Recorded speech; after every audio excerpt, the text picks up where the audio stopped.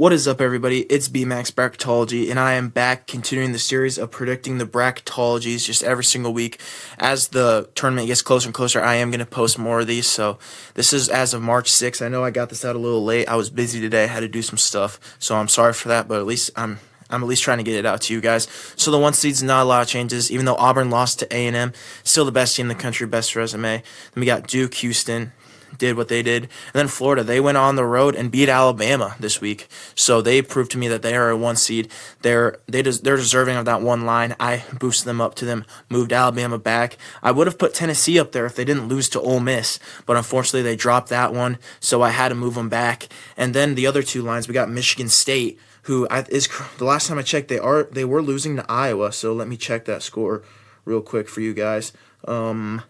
They are up by 4 now, so they took the lead. And then we got St. John's. They are the last 2 seed. I think them and Wisconsin are very, very close. I just think the committee's going to reward the champion, the conference champion, so I gave the nod to St. John's. Then we got the 3 seed, Texas A&M.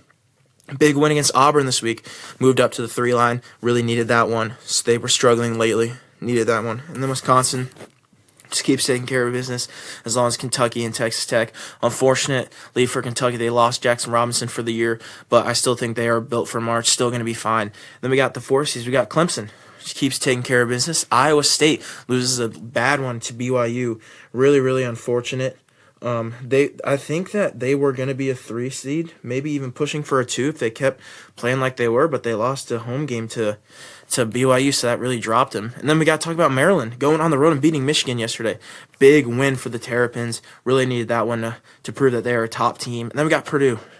Nothing big this week, just taking care of business. Michigan, talked about how Maryland beat them. They lost to Maryland at home, deduct them 1 seed line. Oregon, really, really good resume, built on that non-conference strength of schedule. Really good play in the non-conference play. They're starting to play well in the Big Ten again. Bumped them up to the 5 line. Louisville just takes care of business. And then we got Ole Miss as the final 5 seed. Really, really, really good win against Tennessee last night. Moved them up to a 5 line. I think they deserved that. And we got the 6th line. We got Arizona. They just keep taking care of business. And then we got Missouri. They lost to Oklahoma yesterday, so that was a big loss. The SEC bubble teams, I'm going to get to them a little bit later. They are playing their way in right now.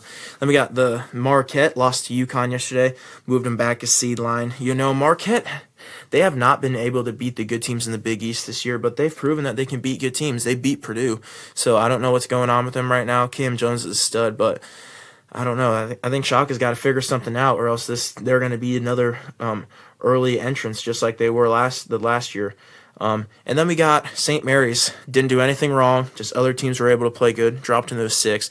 Then we got the 7 seed Memphis. Just keep skiing by those AAC teams. Their predicted metrics are dropping day by day, but I still have them as a 7. And then BYU, big win against Iowa State this week. Had to move them up to a 7. UCLA just keeps taking care of business. Mississippi State dropped a bad one. I believe it was to Texas at home, which is a very, very bad loss. So that really put Texas back on the map, as they're pretty close to the bubble there. And then we got the 8 seeds. We got Illinois. You know, they didn't do anything bad. Just BYU was able to win that big game, so I moved them up. Kansas, I don't know. All I gotta say is Duke will be pissed if they get Kansas as an 8 seed. Then we got the West region. We got Creighton playing pretty solid, and then we got the other 8 seed Gonzaga, who I think is going to be. I think they are going to end up a little higher than this, just because what they do in the WCC tournament. I have them winning that. But man, what an 8 line! Illinois, Kansas, Creighton, and Gonzaga. Holy! If you're a 1 seed, I would not want to see any of those. Then we got the 9 seeds. We got New Mexico going to win the Mountain West regular season. I don't think they're going to miss the tournament. Pretty solidified in. Georgia, they were out about a week ago until they won all those big games. Just keep taking care of business. Don't lose to any bad teams. Georgia will be in the field. Same with Vanderbilt, but they did lose yesterday. I believe that one was to Arkansas.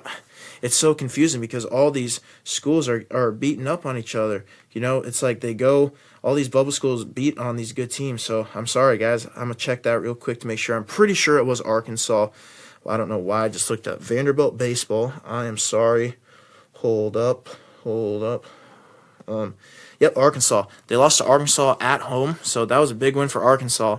But Vanderbilt didn't really move much. The other teams aren't really making a push. And then UConn, big win against Marquette at home yesterday. Didn't really see enough to move them up, but really good win. At the 10 seeds, you got Baylor. just keep doing what they're doing.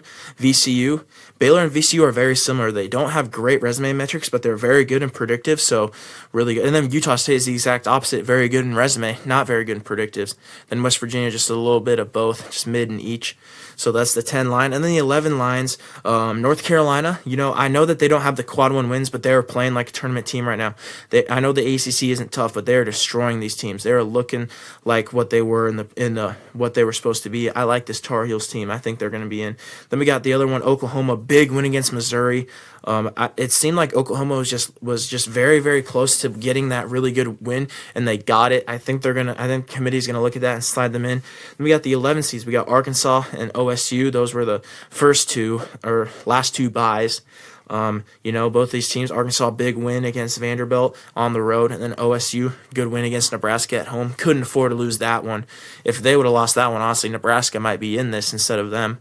Then we got the 11 seeds. The other ones, we got Indiana and SDSU. San Diego State dropped one to UNLV, but Indiana, they lost to Oregon. But as long as they don't have any more bad losses, I think they'll be fine. But San Diego State, man, if they keep flirting with those teams, they might not. Their at-large bid might be closing. Then we got the 12 seeds. High Point.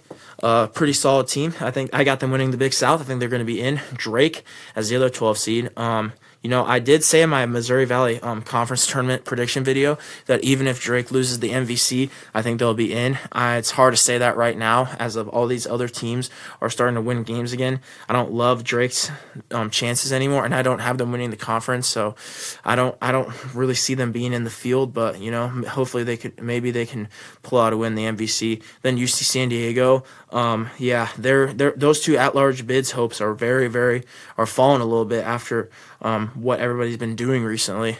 It's not even that they did anything bad. It's just that other teams are doing good, so I had to move them back to the 12 line. And then we got McNeese State, probably going to win the Southland. Then the 13 seed, we got Chattanooga, Yale, Arkansas State, Akron. No changes on the 13 line. Everybody who was here on March 3rd was here again. I haven't done my SoCon predictions yet. I don't have Arkansas State winning. I have Marshall. I haven't done the Ivy. The bracket's not set for the Ivy or the MAC right now. And then we got the Northern Colorado, Big Sky. I haven't looked at that one yet. I do have Lipscomb winning the Big South, but I think last time I checked they were losing to Queens, so I got to look at this right now. Sorry, hold up. It's tied with 20 seconds left. Holy, I got to turn this on my phone real quick. Okay, so Lipscomb, hopefully they can survive that one because I predicted them to win that game. And then we got Jacksonville State out of the Conference USA. Oh, it's going to overtime. Queens and Lipscomb is heading to overtime, everybody. Big game right there. Whoever wins that is going to the championship game. But if Queens wins that game, then North Alabama is automatically in the field since Queens is ineligible. So big game right there. So go back to Jacksonville State out of the Conference USA. I haven't done the Conference USA yet. I don't think the bracket's set. A lot of people have Liberty, so interesting there. And then Utah Valley. A lot of people have Grand Canyon. Bracket's not set yet. Then we got Robert Morris out of the Horizon. I have Milwaukee winning that conference, but the last time I checked, they were losing that one, so I might have to check up on that real quick. They are down by 3 with a minute left, so against Oakland. So maybe they can slide that one out, hopefully. So my predictions don't look awful. And then Norfolk State out of the MEAC, Central Connecticut out of the NEC. I have them winning that pretty easily. Towson out of CAA, about to do that after I film this. Then the 16 seeds, we got Omaha. I do have North Dakota State winning that one. I think they jump up.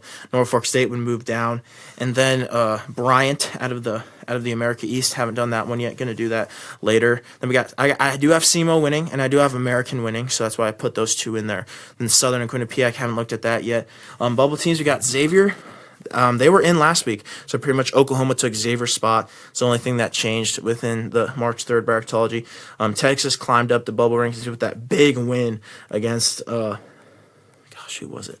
Against Mississippi State. I don't really see it. I only see Xavier, Boise State, and Texas making it out of this group. I don't like any of the other 5's chances, so that's that. Thank you guys so much for watching this video. This is just a brief bracketology video. That's all. I'm probably going to post one either Sunday or probably Monday morning. So not Monday morning, Monday afternoon. So be ready for that. That's all I got for you guys today. Make sure you hit the like button, subscribe, click the notification bell so you get notifications for all my videos. I'm going to try to go watch those conference tournament games downstairs. God bless everyone.